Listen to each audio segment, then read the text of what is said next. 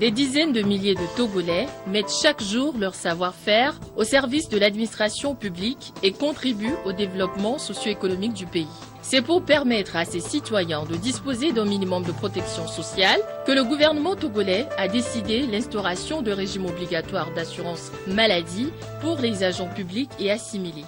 La gestion de ce régime est confiée à l'Institut national d'assurance maladie, INAM, qui a démarré les prestations en mars 2012. Malgré l'augmentation de la part du budget de l'État alloué à la santé au cours des 10 dernières années, avant la mise en place de l'INAM et l'instauration d'un régime obligatoire d'assurance maladie, l'accessibilité financière des ménages aux soins de santé est demeurée une préoccupation pour les dirigeants.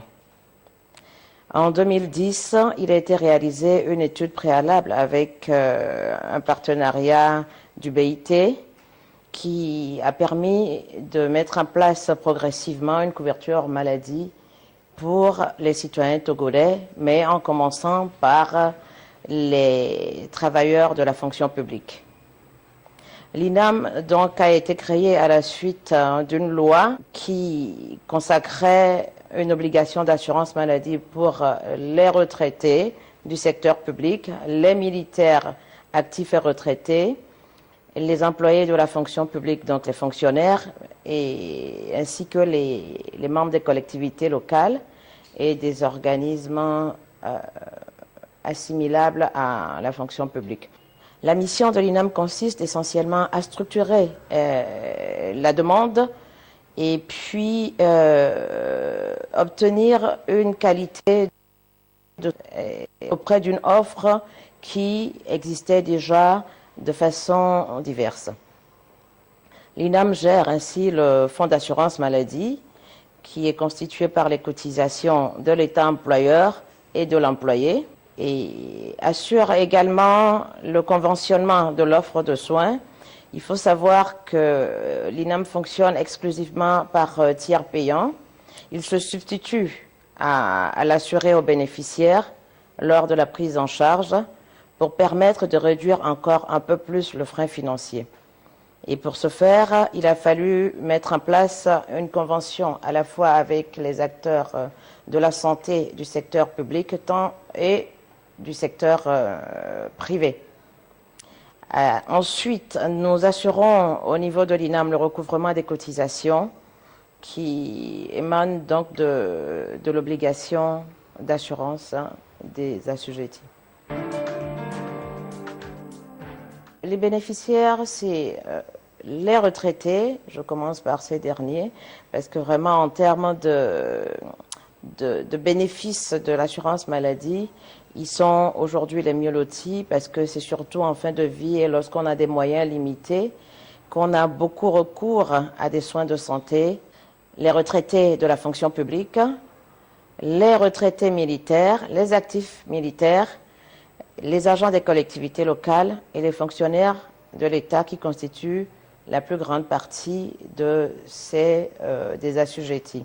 Il faut savoir que le bénéficiaire, c'est à la fois le cotisant, son conjoint et ses enfants. Aujourd'hui, le nombre d'enfants est limité à 4 et avec un conjoint, ce qui fait qu'on a une famille de 6. Mais depuis 2012, nous avons observé une moyenne de taille de famille de moins de 3, plus de 260 000 bénéficiaires parce que ça augmente au jour le jour. Donc, sont portés par environ 90 000 cotisants. Personne au monde ne peut se permettre de payer entièrement ses frais de santé. Et je pense que l'INAM est une très bonne chose qui vient au secours des patients, des familles qui ne peuvent pas revenir ou bien ne peuvent pas arriver à se soigner entièrement. Aujourd'hui, on sait que nous avons des moyens de diagnostic de plus en plus sophistiqués. Et ces moyens de diagnostic sophistiqués ont un coût. Les nouveaux médicaments qui sortent aussi ont un coût. Et personne au monde ne peut se permettre donc de faire face à cela. Et c'est pour cela que l'INAM aujourd'hui est vraiment la bienvenue. Près de 5 ans après son instauration au Togo, le régime obligatoire d'assurance maladie pour les agents publics et assimilés enregistre déjà de grandes avancées. Notre plus belle victoire est d'avoir pu aujourd'hui instaurer un dispositif de transfert de flux d'informations qui est semi-automatisé. Nous avons donc ces outils de prise en charge qui sont mis à la disposition des assurés, que nos partenaires prestataires de soins se font fort de remplir pour nous permettre de les payer, de faire un suivi de la consommation, un suivi des coûts engendrés par la prise en charge de nos assurés. Donc, avec les prestataires, les difficultés ont été progressivement résolues. Beaucoup de sensibilisation, des formations des médecins conseils de l'INAM, des rencontres. Nous avons mis en place un cadre d'appui et de conseil de haut niveau que nous appelons le CMCI, le Conseil médical consultatif indépendant, qui regroupe un certain nombre de sommités dans des matières diverses. De la sommité de la médecine s'entend, vous avez des professeurs agrégés. Et donc, au sein de ce conseil, nous posons les problèmes qui sont liés à la déontologie du métier et aux bonnes pratiques de la science médicale au Togo. Et nous avons vraiment un groupe d'experts, de médecins très attentifs qui nous appuient et qui prennent le temps de nous donner des outils et de nous assister dans la résolution des problèmes. Le premier défi a été, juste après le conventionnement, l'adhésion des prestataires. J'évoquais tout à l'heure le taux d'immatriculation, la progressivité de l'immatriculation, bien qu'on soit dans un régime obligatoire et que tous les assujettis, pour la plupart, cotisaient parce qu'un paiement, un prélèvement est fait à la source. Mais la première difficulté, c'est que l'instauration de ce régime a induit un changement dans le comportement et dans le quotidien du prestataire de soins qu'est le médecin ou le pharmacien. Habituellement, un médecin reçoit un patient. Ce qui le préoccupe, c'est qu'est-ce qu'il a et comment on le soigne. Aujourd'hui, le médecin doit transférer et communiquer un certain nombre d'informations à l'assureur qui lui paye après sa part de prise en charge des coûts de soins. Et donc, on a mis beaucoup de temps avec surtout à la fois la persévérance et le respect des délais de paiement, parce que dans le conventionnement, il est prévu un délai de 30 jours de paiement. Nous nous sommes engagés dès le début à respecter ces délais de paiement qui, pour l'assureur, est la vraie matérialisation de son engagement pour un paiement futur. Mais pour les centres de soins et les prestataires de soins conventionnés aussi, il est important qu'ils puissent couvrir les montants qui leur sont dus par l'assureur. L'organisation et le fonctionnement de l'INAM, qui s'appuie sur un vaste réseau de prestataires sur toute l'étendue du territoire, peuvent expliquer les grandes avancées obtenues. Les textes fondateurs de l'INAM ont prévu une gouvernance démocratique et paritaire, comme cela se fait dans le cas de ce type de régime qui intègre à la fois une contribution de l'employeur et une contribution de l'employé. Et donc, nous avons au niveau de l'organisation, de la gouvernance, un conseil de surveillance qui regroupe un certain nombre de ministères. Vous avez 5 ministères qui sont impliqués de près ou de loin dans la réussite de l'INAM, qui sont concernés. Et juste en dessous du conseil de surveillance, vous avez un conseil d'administration, donc composé à la fois des représentants de l'État employeur et des représentants des employés. Et ces employés sont désignés par les syndicats avec des règles qui sont prédéfinies à l'avance. La direction générale est l'organe de gestion qui travaille sous le contrôle et la responsabilité du conseil d'administration de 12 membres. Et dès le départ, il a été mis en place une organisation qui a pris en compte un certain nombre de contraintes pour une gestion transparente et efficiente. La première difficulté a été l'adhésion des prestataires de soins, mais c'est également l'une des forces de l'INAM.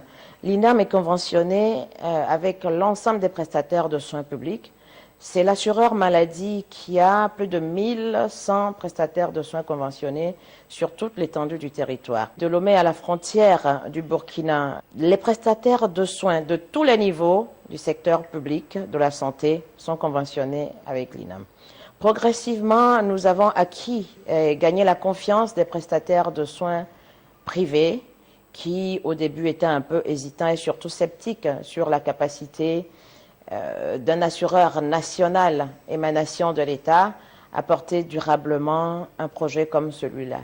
Mais ils sont les premiers à nous dire bravo, nous sommes satisfaits et nous avons découvert un type de partenariat qui nous change d'ailleurs des assureurs du privé. L'INAM est à notre écoute. Nous aussi, on est à l'écoute de l'INAM. Nous sommes des partenaires très liés. Ils sont notre premier tiers payant actuellement. Donc nos relations sont très bonnes. Mais on peut dire on peut encore faire mieux. Le médecin est toujours très occupé et les papiers à remplir pour l'INAM sont tellement lourds que ça gêne un tout petit peu le médecin. Les prestations offertes couvrent les frais de consultation, de médicaments, des actes médicaux, chirurgicaux, d'analyse de biologie, d'imagerie médicale, de même que les frais de prestation de soins liés à la maternité et les frais de vaccins obligatoires. L'impact est positif aussi bien chez les bénéficiaires que les prestataires de soins. Les avantages sont nombreux. Aujourd'hui, nous sommes très satisfaits des actions de la prestation de l'INAM, l'Institut national d'assurance maladie au Togo. Chaque fin du mois, j'étais un peu presque à demi-mort. Je devais dépenser 65 000 francs pour ma femme qui était diabétique, hypertendue et avec problème de cœur. Avec l'INAM, j'étais libéré. C'est elle-même qui s'achetait ses médicaments. On a quitté 65 000 francs à 13 500 francs grâce à l'INAM. Alors je dis bravo à l'INAM. J'avais un petit frère qui était un peu malade. Et il devait être opéré. Alors, quand il est arrivé à l'hôpital, on lui a parlé d'une bagatelle de somme de plus de 300 000 francs qu'il devait payer pour son opération. Heureusement qu'il était assuré à l'INAM. Et donc, après toute l'opération, il n'a payé qu'une minuscule de somme. Il y a aussi un militaire, un retraité militaire, qui devait être aussi opéré à plus de 800 000 francs comme frais d'opération. Avec l'INAM, il n'a payé que 50 000 francs. Et donc, il y a plein d'exemples. Je viens d'acheter un produit ophtalmique où le prix est presque divisé par deux. C'est un avantage. Au niveau des bénéficiaires, c'est-à-dire les fonctionnaires, c'est vraiment une satisfaction totale puisqu'il y a beaucoup d'entre eux qui ne viennent jamais à la pharmacie. Un produit hypertenseur qui coûte à 17 000, c'est pas facile à un client de le prendre tout de suite. Mais cette fois-ci, ils viennent, ils prennent au moins pour un mois. Nous tirons aussi notre profit là-dedans parce que en termes de fréquentation, ça a aussi augmenté un peu notre pouvoir d'achat. La fréquentation des hôpitaux qui était dans l'ordre de 30% tourne chez nous autour de 50 à 52%. Quant à nous, on a fait une remarque vraiment très pertinente. C'est qu'on n'a plus de bons vendre à crédit aux gens et attendre qu'ils viennent plus tard payer. Il n'y a plus ces cas-là. L'INAM assure les personnes jusqu'à leur mort. Et c'est pas négligeable. Car dans les assurances privées, en général, lorsque vous êtes en activité, on vous assure. Lorsque vous allez à la retraite, on ne vous assure plus, alors que c'est en ce moment-là que les maladies commencent. Et ça, c'est un atout très appréciable. Malgré ces impacts positifs de l'assurance maladie, les fraudes et abus augmentent exagérément les dépenses de santé et cela porte atteinte à la pérennité du régime d'assurance maladie. Il y a surtout ce risque dans l'assurance maladie qui est très connu et qui rend les régimes d'assurance maladie et même, je dirais, les portefeuilles ou les contrats d'assurance maladie des assureurs privés très vulnérables, et c'est la fraude. La fraude, dans tous les pays, on trouve la fraude, quel que soit le niveau de complexité, le niveau de performance et d'efficience du contrôle, et même le niveau du plateau technique du pays, en France, aux États-Unis, en Allemagne, à des niveaux bien différents, il y a cette fraude-là. À l'INAM, le principal risque auquel nous sommes exposés, c'est surtout l'usurpation d'identité. Quelqu'un qui n'est pas assuré, dans un pays où on a moins de 10% de la population qui dispose d'une couverture maladie, est tenté d'utiliser le bénéfice de l'assurance maladie d'un autre. Donc cela revêt différentes formes.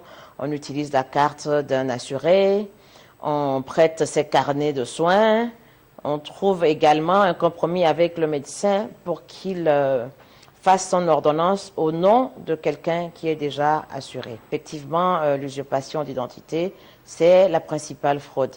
Il y a également une forme de fraude qui est la surconsommation. La surconsommation qui est une tendance à demander et à attendre que le médecin prescrive beaucoup plus qu'il n'aurait prescrit dans le cadre d'une prise en charge normale. Ça peut être pour pouvoir délivrer ces médicaments ou les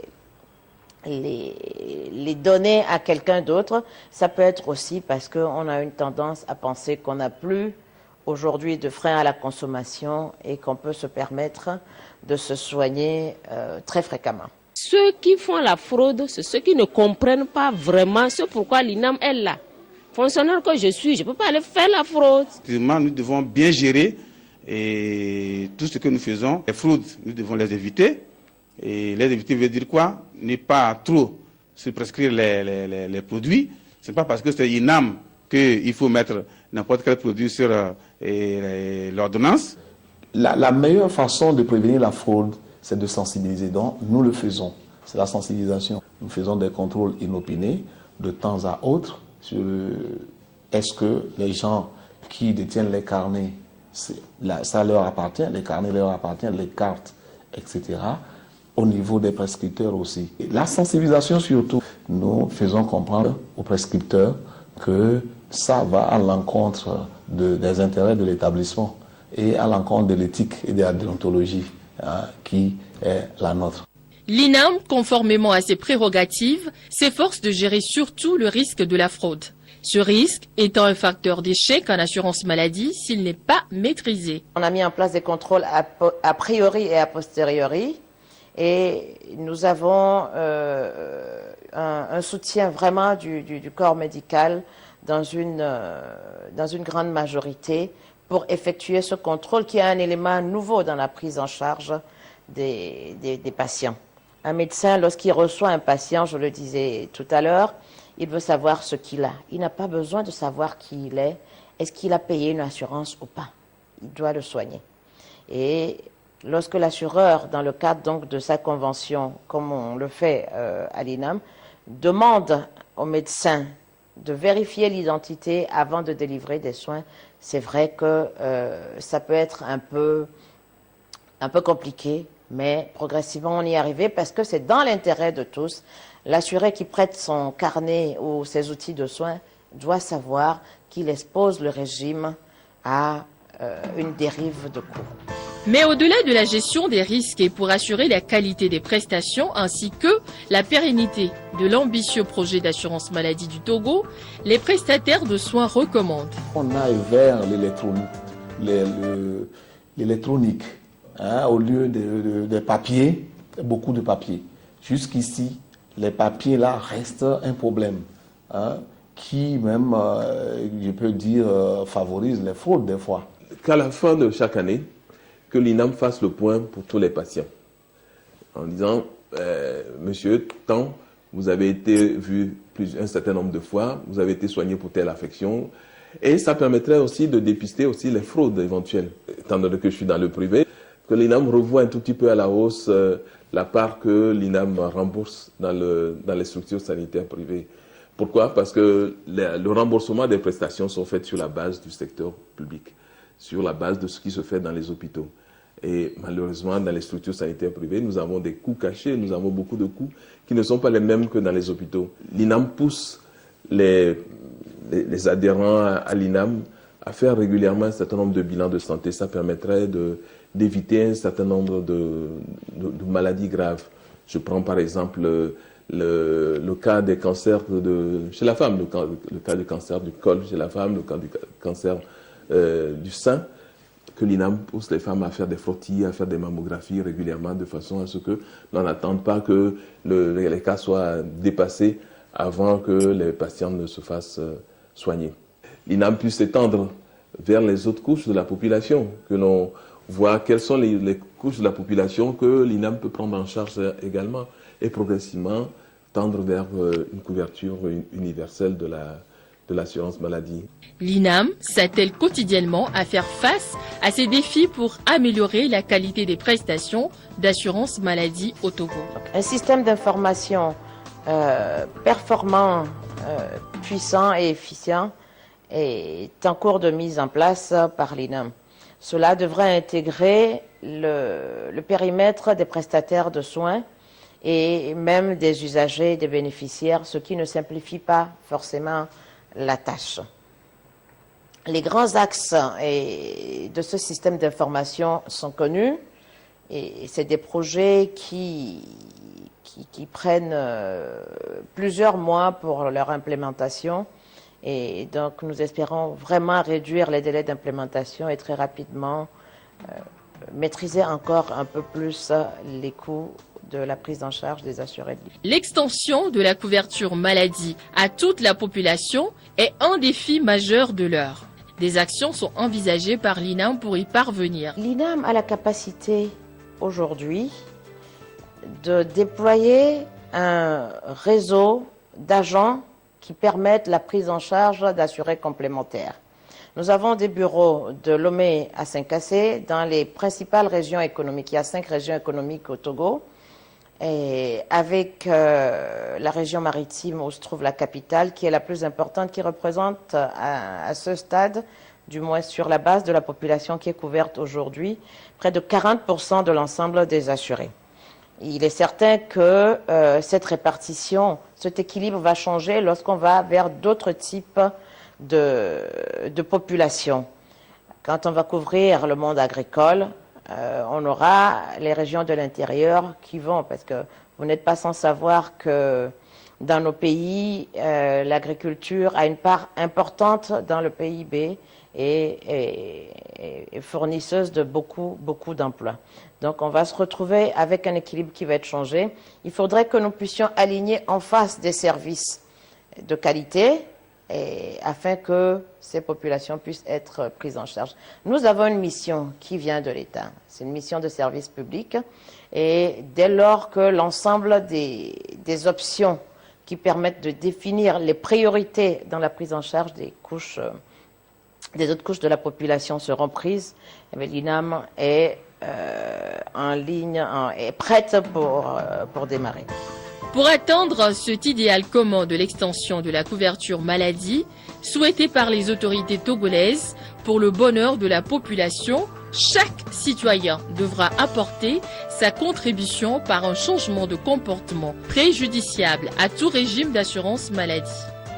Les gouvernants, les dirigeants ont fait le bon choix et grâce à cela, avec la volonté politique, on est arrivé à construire quelque chose pour les Togolais que nous espérons et nous nous engageons à rendre pérenne. L'INAM qui reçoit des mains du directeur de cabinet du ministère de la Promotion de la Femme la palme de l'entreprise la plus dynamique dans le domaine de l'assurance maladie. Je voudrais, au nom de Madame la directrice générale de l'Institut national d'assurance, Madame Myriam Boussou, remercier le gouvernement pour l'initiative qu'il a prise pour mettre en place l'Institut national d'assurance maladie. Je voudrais également remercier nos partenaires, les prestataires de soins, nos assurés, et dire que cette distinction est surtout pour nous, collaborateurs ou travailleurs au niveau de l'Institut national d'assurance maladie, un appel à mieux faire améliorer nos prestations pour le bien-être de nos assurés. Merci. Pour les autres parties prenantes, les prestataires de soins, nos chers partenaires, les médecins, les pharmaciens, nous sommes à leur côté et nous leur faisons confiance autant qu'ils nous font confiance. Nous allons continuer à œuvrer pour une prise en charge meilleure et pour la réussite de l'INAM, qui n'est qu'un outil parmi tant d'autres dans la recherche d'une meilleure santé des populations. Les bénéficiaires, nous en ferons chaque jour un peu plus.